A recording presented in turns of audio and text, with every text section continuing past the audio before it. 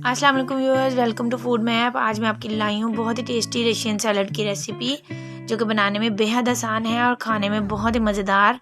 आपको लगेगा ही नहीं कि आपने इसको घर पे बनाया है या रेस्टोरेंट से ऑर्डर किया है। तो चलिए बनाना शुरू करते हैं।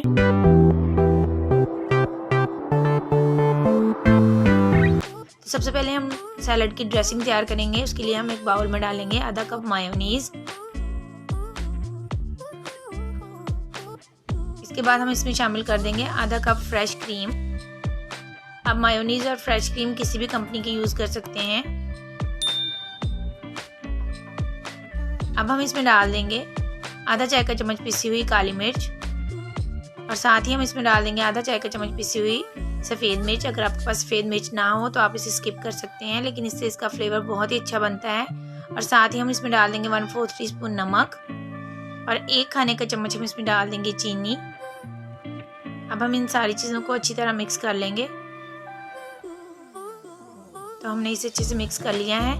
अब हम इसमें डाल देंगे 1 कप उबले हुए मटर।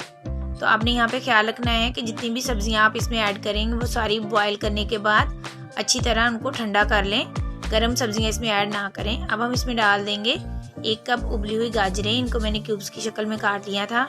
और इसके साथ ही हम इसमें डाल देंगे 2 अदद मीडियम साइज़ के उबले हुए आलू। इनको भी क्यूब्स की शक्ल में काट लिया था। और साथ ही हम इसमें डाल देंगे 2 अदद उबले हुए अंडे। इनको मैंने बारीक काट लिया था। अब हम इसमें शामिल कर देंगे 2 अदद क्यूब्स में कटे हुए सेब।